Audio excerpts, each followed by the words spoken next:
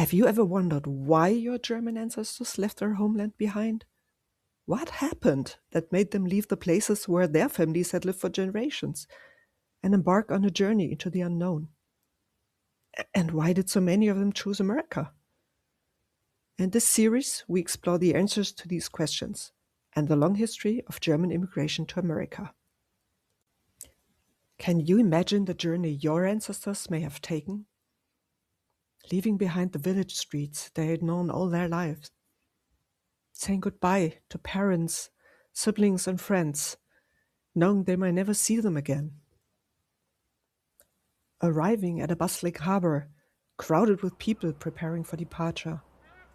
Towering masts rise above the docks, voices call out in unfamiliar languages. And somewhere among the many ships waits the vessel that will carry them across the ocean. And then on the open sea, nothing is familiar. Food tastes strange, and passengers share cramped berths with strangers. The ship constantly sways and pitches beneath them, and even when the weather is fair, the endless horizon reminds all that the voyage is far from over. If your ancestors were less fortunate, storms could strike. Waves rose high, lightning split the dark sky, and the wind lashed the sails. Passengers clung to the railings or to each other, battling seasickness, cold, and fear as the ship pitched violently. And if luck abandoned them entirely, the dreaded calm set in. The sails hung lifeless, and the ship drifted on a glassy sea. Fear grew with every passing hour that food and water might not last for the long journey ahead. Finally, the shore of a new land appears. Relief and awe mix as they step onto unfamiliar soil. The language, the customs, everything seems strange. Every step forward demands adaptation and courage, in a place full of opportunity, but also full of new challenges. Would you have had the courage to face such a dangerous journey? Your ancestors did. Now let's discover why. Over the centuries, millions of German-speaking immigrants would make this journey, each wave shaped by different hopes, different fears, and different circumstances. The story of German immigration to North America began much earlier than most people think. So in this first film, we travel back to the 1600s, to the earliest beginnings of that story. Through three very different stories, we will explore the reasons why Germans were already coming to North America at this early time. For a long time, many believed that German immigration to America began in October 1683, when a small group of settlers founded Germantown in Pennsylvania. In 1983, President Ronald Reagan thus officially commemorated the 300th anniversary of German immigration and signed the proclamation establishing German American Day on October 6. 4 years later, in 1987, he expanded that recognition by proclaiming October as German American Heritage Month, honoring the contributions of Americans of German descent. But history rarely begins where we think it does, because Germans had already crossed the Atlantic decades earlier. So let us step back to the earlier decades of the same century and begin where this story truly starts.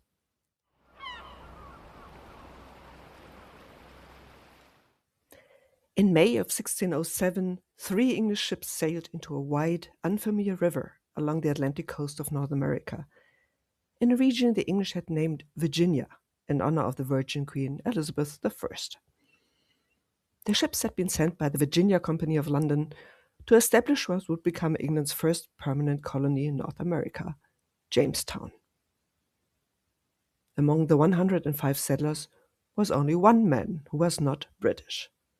His name was Dr. Johannes Fleischer, a physician and botanist. And as far as we know today, he was the very first German to set foot in English North America.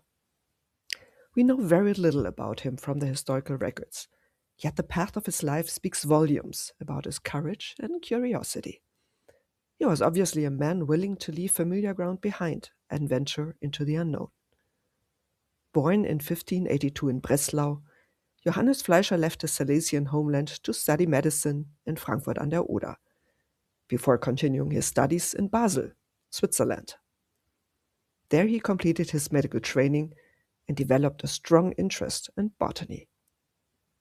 In 1606, he earned his doctorate, and soon after, his journey took him to London, where he applied to the Virginia Company. Clearly, his English was strong enough for the company to accept him, and at just 24 years old, Fleischer was hired because the young colony desperately needed medical expertise. For a young physician and botanist, Virginia was not merely a distant colony, it was a living laboratory. But reality was harsh, and Jamestown offered little room for scientific pursuits. Disease, hunger, and contaminated water dominated the settlers' daily existence. By January 1608, fewer than 40 of the original 105 men had survived, many succumbing to dysentery, typhus, and the unforgiving conditions of the colony. And Johannes Fleischer himself was not spared. In the summer of 1608, the young German physician passed away. Dr. Fleischer is a good example of how some Germans did not leave their homeland because something terrible had happened there. They left out of curiosity.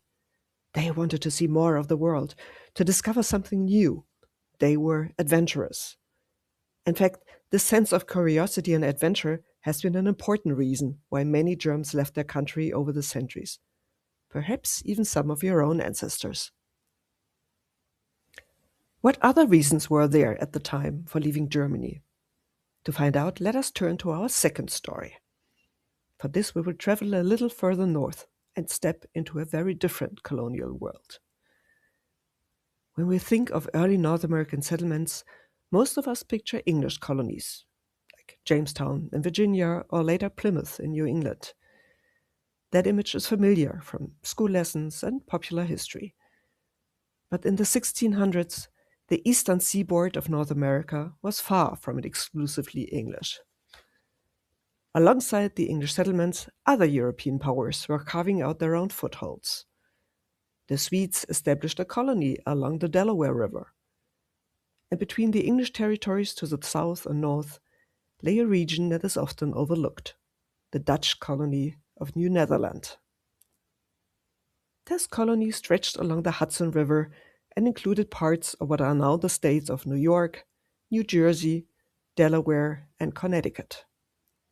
At its heart was New Amsterdam, a small settlement at the southern tip of Manhattan, the very place that would later become New York. The Dutch were drawn to this land not by religious motives, but by commerce. In 1609, Henry Hudson sailed north along the Atlantic coast under Dutch commission. The promise of valuable furs, timber, and access to the interior made the region highly attractive to the Dutch West India Company. By the 1620s, permanent settlement began to appear along the Hudson River. And in 1626, the small trading post of New Amsterdam was founded at the southern tip of Manhattan.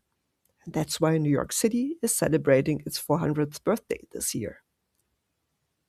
Unlike many English colonies, the Dutch colony was primarily a practical enterprise designed for trade.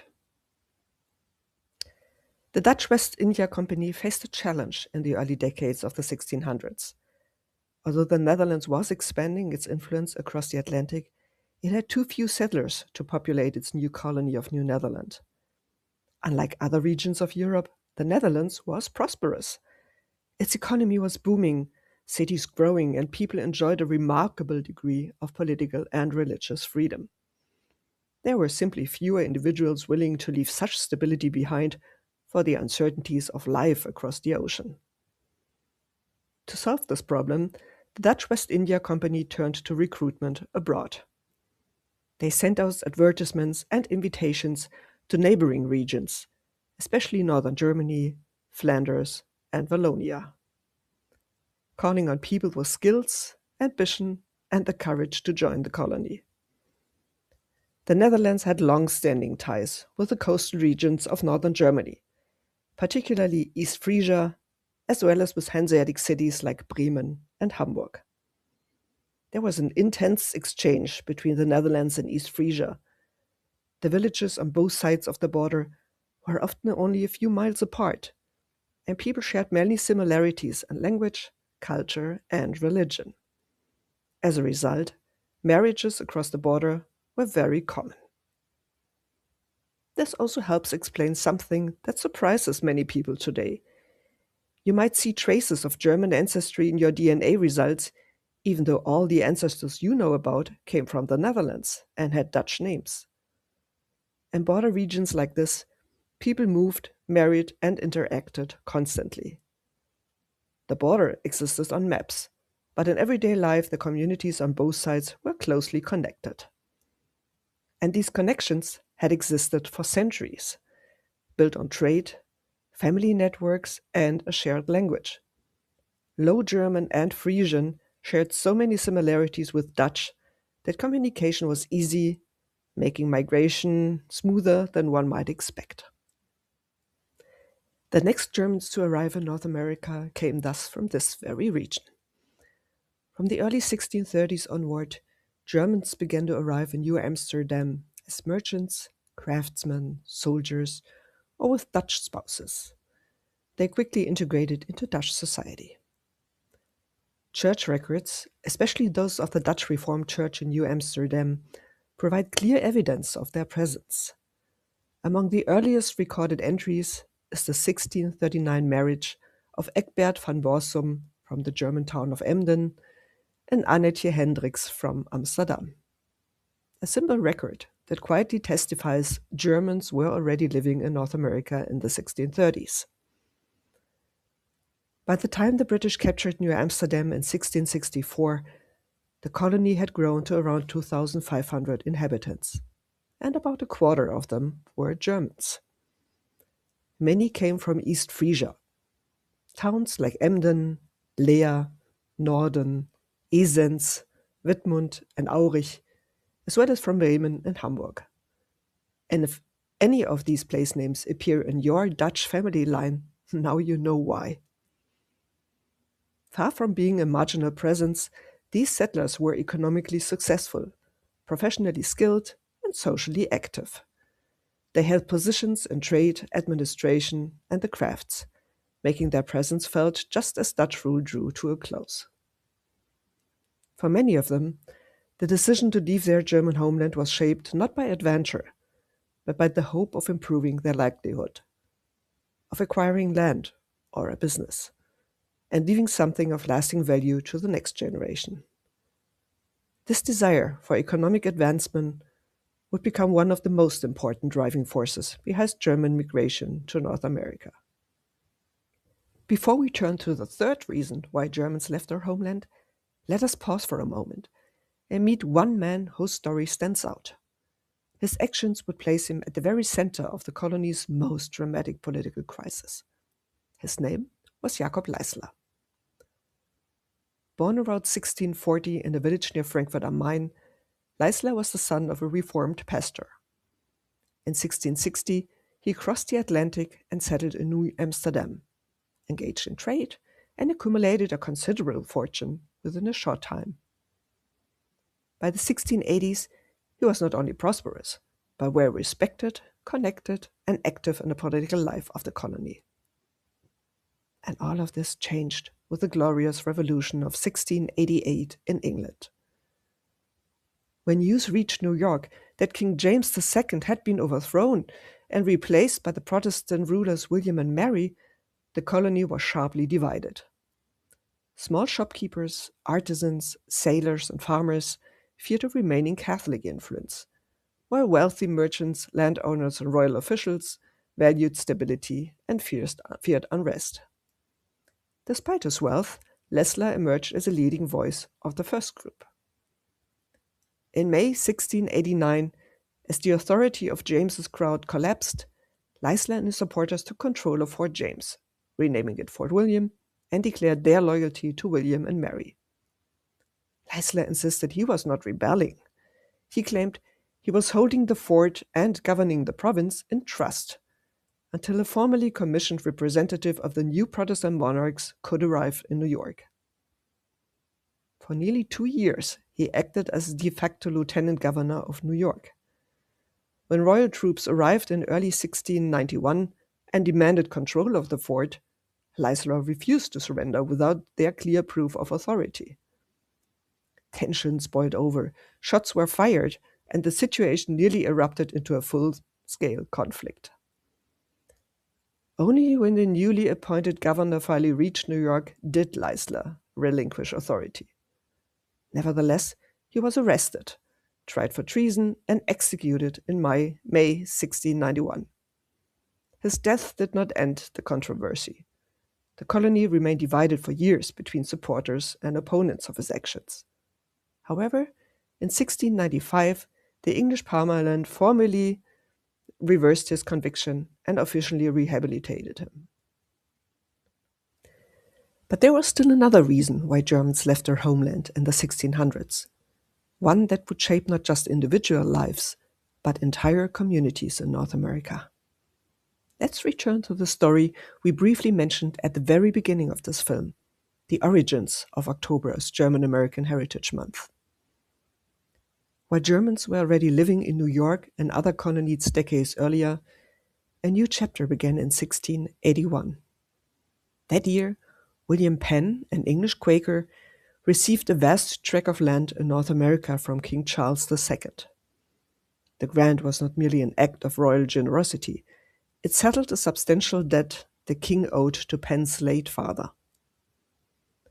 Penn envisioned his colony as a holy experiment, a place where people of different faiths could live in tolerance, where all residents could have a voice in governance, and where economic opportunity was within reach for anyone willing to work.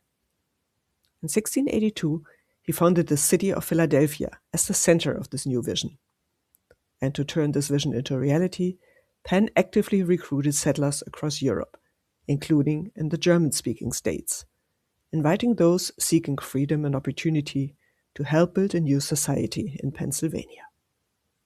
In Frankfurt am Main, a group of pietists began to take a serious interest in William Penn's new colony. Inspired by his promise of religious tolerance and self-governance, they formed the Frankfurt Land Company, an association of investors and prospective settlers who hoped to secure land in Pennsylvania. In 1683, they sent Franz Daniel Pastorius across the Atlantic as their representative. His mission was clear: purchase land, prepare the way, and laid foundations for families from the Frankfurt region who planned to follow soon. Pastorius secured a tract of land about 2 miles northwest of Philadelphia, with the intention of founding a German settlement there. The hope was that the settlers from Frankfurt would soon embark on the long voyage across the ocean and join him. But history took a slightly different turn. On October 6, 1683, 13 families arrived and set from Krefeld aboard the ship Concord, a vessel sometimes called the German Mayflower, because, like the Pilgrims decades earlier, these settlers were driven by deeply held religious convictions. Sometimes these settlers are described simply as Quakers. In reality, the group was much more diverse. Alongside Quakers were Mennonites and members of the Reformed tradition. And not all were German. Some were Dutch and Swiss families who had previously sought refuge in Krefeld from religious persecution in their homelands. Together, on the land that Pastorius had secured, they established a new community, Germantown, the very first German settlement in North America. Life in Germantown began modestly. The settlers built simple houses, cleared fields, and relied on their skills as craftsmen and farmers to sustain themselves. Linen production soon became one of the community's economic pillars, linking this small Pennsylvania settlement to broader transatlantic trade networks. Yet Germantown was even more than just the first German settlement in North America. Only 5 years after its founding, in 1688, members of the community drafted what is often regarded as the first documented protest against slavery in North America. It says, "Here in 1688, at the home of Tunis Kundas, an eloquent protest was written by a group of German Quakers. Well, not all of them were Quakers. Signed by Pastorius and 3 others, it preceded by 92 years Pennsylvania's passage of the nation's first state abolition law. Rooted in their religious convictions, they argued that the buying and selling of human beings was incompatible with Christian principles, a remarkable statement at a time when slavery was widely accepted in the colonies. And this we can see the third reason why Germans left their homeland: religion. For many, the journey across the Atlantic was driven by the desire to live according to their faith, free from pressure or persecution. Germantown quickly grew and attracted further German-speaking settlers. What had begun with just 13 families developed into the nucleus of a much larger presence in Pennsylvania, one that would shape the colony's culture, language, and identity for generations. So when we look back at the year 1683, we now see it in a broader perspective. Germans had already been present in North America long before that date. They had lived in Virginia and in New York as merchants, craftsmen, soldiers, and settlers. And yet 1683 remains the year most often remembered. It is remembered because this was the first organized group migration of Germans to North America. And it is remembered because Germantown, a distinct German settlement, indeed the first German town, was formally founded. But as we have seen, there was never just one reason why Germans left their homeland in the 1600s. Some of your ancestors were driven by a sense of curiosity and adventure, many by a desire for economic advancement, and a few by the search for the freedom to live according to their faith. But our story doesn't end in the 1600s. In future films, we will continue this journey through the centuries. We will see how German immigration to North America grew steadily, from small groups of settlers into ever larger waves of migration, eventually bringing millions of German-speaking immigrants across the Atlantic and shaping the culture and history of the United States in profound ways. Along the way, we will explore even more reasons why Germans left their homeland and take a closer look at what historians call push and pull factors, the forces that drove people away from their homes and the reasons drew them to a specific country. I'd love to hear your thoughts. Leave your comments below. Did you discover something new? Do you have family stories or tradition connected to these early German settlers? I'm genuinely excited to read what you have to share. And for those of you who can't get enough of German migration stories, there's also my film about the Indonesian volcano of 1816 and how the eruption that year triggered a wave of immigration from Baden, Württemberg, the Palatinate, and Alsace. It's a fascinating story that shows how far-reaching and unexpected migration can be. Thank you so much for watching, and I'll see you all in the next one.